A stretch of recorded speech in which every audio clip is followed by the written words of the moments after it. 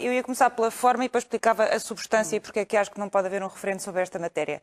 A forma, do meu ponto de vista, tem a ver com a mudança da composição do Parlamento. Isto é, na legislatura passada era muito mais difícil que projetos de lei como estes pudessem ser aprovados e efetivamente foram chumbados democraticamente e, portanto, as pessoas que hoje defendem o referendo, que aparecem hoje com tanta força a defender o referendo, não apareceram com este entusiasmo porque apostaram no chumbo no Parlamento. E é por isso que pessoas como a ex-deputada Isabel Galriça Neto, que aliás discutiu e votou contra, e de acordo com aquilo que é a sua posição, os projetos de lei na legislatura passada, nunca se achou com falta de legitimidade para o fazer na legislatura passada e, no entanto, agora vem assinar um documento a dizer que nós não temos legitimidade para o fazer no Parlamento, no qual se sentia tão à vontade há pouco tempo atrás. Isto é, do ponto de vista da forma, parece-me evidente e, portanto, sentem que há um Parlamento em que é mais possível ser favorável. E isso motiva também a posição da Igreja, ou esta mudança na posição da Igreja? É o que motiva. Do ponto de vista da substância, eu queria aqui refutar algumas coisas que ouvimos na peça. Esta é uma discussão antiga, é uma discussão que foi levantada há 5 anos. Tem havido, ao contrário do que foi dito, nomeadamente por Paulo Rangel, e hoje num artigo que me parece bastante infeliz, desde logo nos factos que os sustentam no público, uma discussão muito intensa desde há 5 anos, uma discussão com a sociedade civil, com especialistas, na escola, na comunicação social, nas universidades, nos partidos políticos que se abriram à sociedade para fazer os seus projetos de leis. E já agora eu queria dizer o seguinte: a democracia parlamentar significa precisamente que o Parlamento representa a pluralidade de visões da vida que estão na sociedade. E foi por isso que os resistentes à ditadura lutaram. Lutaram para que fosse possível, através do voto, os deputados e as deputadas decidirem de uma forma primacial relativamente a direitos, liberdades e garantias. O que a Constituição diz, precisamente, é que os direitos, liberdades e garantias são matéria de excelência, de reserva do Parlamento. E a mim o que me parece é que, sobretudo em matéria de direitos fundamentais, matérias em que se joga a configuração de direitos fundamentais, é absolutamente terrível e um tiro à boa doutrina dos direitos fundamentais atirá-las para referendo. E terminava só com isto. Aquilo que nós estamos aqui a discutir não é a eutanásia em abstrato. Nós estamos a discutir projetos concretos. Já lá vamos. E aquilo que estamos a discutir, e terminava, é se é proporcional ou se não é proporcional, tendo em conta os valores constitucionais em presença, que se mantenha um crime, nomeadamente auxiliar alguém numa situação concreta, com determinados pressupostos, a morrer de uma determinada maneira. E isto, obviamente, envolve uma ponderação de interesses que, do meu ponto de vista, não é referendável. E parece-me que quem quer o referendo, evidentemente, quer, por um lado, fugir a este novo,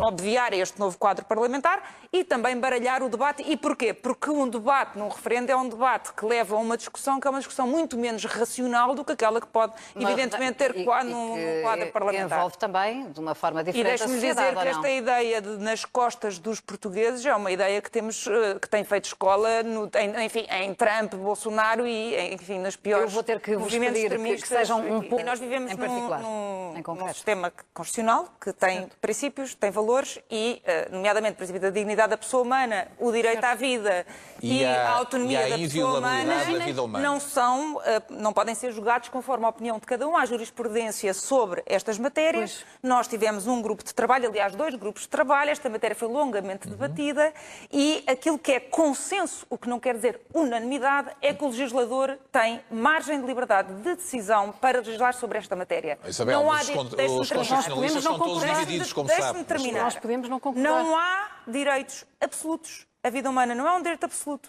A dignidade da pessoa humana não pode ser julgada aqui na mesa como cada um de nós entender, não é aquilo que eu pessoalmente acho, não é aquilo que o Sr. Deputado João Mel Pereira acha. A dignidade da pessoa humana tem que ter um conteúdo mínimo no qual todos nós estamos de acordo. Isto para dizer o quê? Isto para dizer que o Estado tem evoluído num sentido em que deixou de ser paternalista. O que é que isto quer dizer? O Estado tem evoluído no sentido de permitir às pessoas um espaço de livre decisão relativamente às suas próprias escolhas. E por isso é que nós aprovámos a IVG até às 10 semanas, em que o Estado também pode cometer um erro e também a poderia ter levado a votar contra. Não sei se estou contra ou a favor, não tenho nada a ver com isso. Por isso é que o Estado aprovou a procriação medicamente assistida, por isso é que o Estado aprovou o casamento entre pessoas do mesmo sexo, por isso é que o Estado aprovou a possibilidade das pessoas alterarem o seu sexo. Tudo matérias com certeza será contra, mas aprovou e o Tribunal Constitucional, como sabe, não considera injusto. E faz bem esclarecer que se trata de tudo e do mesmo pacote. No seguimento, e pode referir também que em Espanha está a ser votado também neste momento. Aquilo que se pergunta é: está ou não o Estado obrigado a proteger a vida humana? Claro que está. O que se pergunta é qual é que é o grau quando está em causa o Estado proteger a vida da pessoa de si própria. Isto é, quando a pessoa, numa situação, por exemplo, de doença incurável, não quer mais viver naquela situação de sofrimento insuportável e quer morrer, mas precisa de auxílio ninguém está para a dizer morrer. Que ela tem que viver em sofrimento. Deixa-me só terminar. Precisa de auxílio para morrer e, portanto, não se trata de um simples suicídio. Precisa de auxílio para morrer. E o que é que diz o Código Penal neste momento? Diz que se alguém auxiliar esta pessoa a morrer, isso é crime. E aquilo que nós discutimos e tem sido discutido pela doutrina é se faz sentido, à luz do princípio constitucional da proporcionalidade, nós dizermos quem quer sofrer, sofre, é uma decisão sua. Quem quer levar a vida como quiser, até ao final, com a sua fé, é uma decisão sua. Livre desenvolvimento da personalidade. Aquela história, o Estado não se intromete. Quem quer tomar esta decisão, não havendo outra alternativa, porque lá está o dever de proteção da vida, não pode ser de tal maneira infringido, porque senão a proposta seria inconstitucional. Faz sentido que haja uma penalização e uma perseguição penal? Nós entendemos que não. Mas para que isto seja constitucional, tem de haver barreiras. E daí o projeto de lei. E, portanto, quando uma pessoa faz o pedido é dela, a vontade tem de ser livre, esclarecida, e isto tem que ser validado. Deixe-me só terminar. Tem de ser terminado. Tem que haver um médico que acompanha. Depois tem que haver um médico especialista da doença. Depois, esse médico especialista ainda pode haver dois outros médicos especialistas. O Serviço Nacional de Saúde falha todo o tempo. Há um conselho que acompanha tudo isto. Há uma inspeção que acompanha. É sobre a vida. Há um psiquiatra que acompanha. Portanto, é um processo. Vou-lhe dizer, o projeto de lei, que ainda pode, obviamente, ser melhorado. O médico pode falhar. O Serviço Nacional de Saúde falha o tempo todo. Não vale a pena vir com argumentos de terror. Não é o que eu acredito, Isabel. Não é terror, é o que eu acredito. Estes projetos de leis foram feitos com base na melhor observação das experiências que já temos. Ao contrário do que temos visto nos debates de terror contra esta matéria... toda a gente que está contra a eutanásia faz debate de terror. Não é isso que eu estou a dizer. Não é isso que eu estou a dizer. Quando vem, por exemplo, com o exemplo de direito comparado com matérias que não estão incluídas neste projeto de lei. Aquilo que eu estou a dizer é há pessoas favoráveis à eutanásia que não concordam com os nossos projetos de leis porque os consideram demasiado restritivos. Isto é, têm demasiadas garantias protetoras. Não o convence estas várias mecanismos de validação. E, portanto, esta ponderação de valor constitucionais é feita e os constitucionalistas que foram ouvidos, é verdade que... Isabel, deixa só ouvir a resposta sobre a questão da validação e dos vários mecanismos de segurança. Podem falhar, mas a questão como a proposta é... Então, se não houvesse validação, como é que era? Então, mas querem a crueldade... Mas não é sensível ao argumento que podem, de facto, existir falhas? A crueldade qual é? Podem dizer às pessoas, então, no olho, suicide-se? Quer esta crueldade? Morrerem sem dor. Morrerem sem dor. Desculpa, olha, eu visitei uma das pessoas que pediu esta lei. Fui visitá-la ao Hospital de Santa Maria. Ela não tinha essa opção de morrer sem dor, porque no caso dela os cuidados paliativos não funcionavam.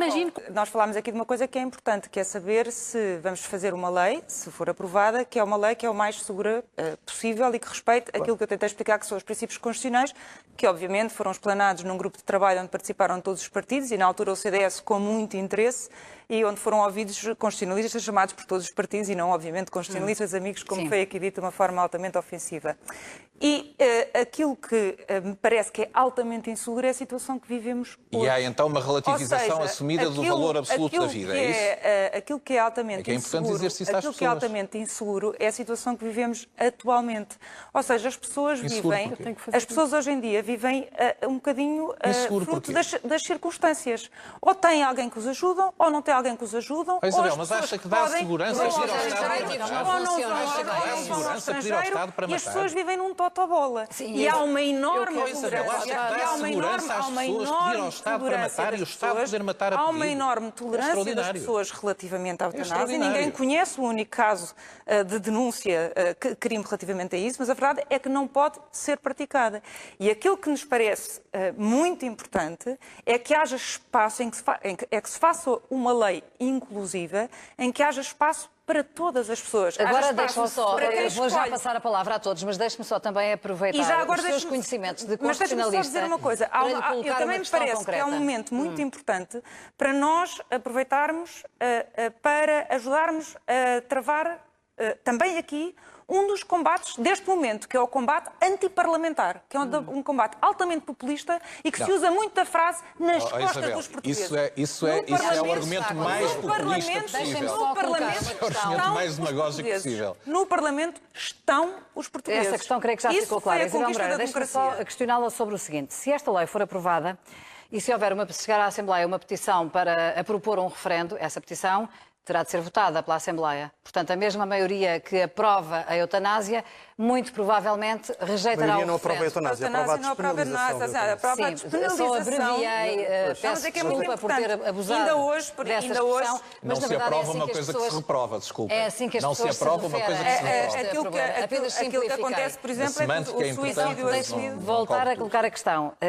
Se a Assembleia aprovar esta legislação que despenaliza a morte assistida, e se chegar à Assembleia uma proposta de referendo, uma petição que obriga a ser discutida em plenário, haverá, portanto, uma votação também da Assembleia sobre essa proposta de referendo. Exatamente. O que é que espera que aconteça? A mesma maioria que vai aprovar rejeita o referendo e, portanto, o referendo ficará pelo caminho e, do ponto de vista constitucional, só haveria mais uma possibilidade, que seria o Governo avançar com uma... Não, se nós não for à Assembleia. Lá está, é que a matéria dos direitos, liberdades e garantias decidiu o legislador constituinte que é uma matéria por excelência da competência reservada da Assembleia da República. Esta matéria... Ou seja, não haverá um referendo sem a votação da Assembleia da República. Não, e o referendo só pode ser decidido pela Assembleia da República. Isso, sem dúvida nenhuma. O Governo não pode decidir absolutamente nada. Mas isso, para mim, é claríssimo, e concordo com o que já foi dito a mim, que quem está interessado... Eu não conheço uma única pessoa destas que tem vindo a público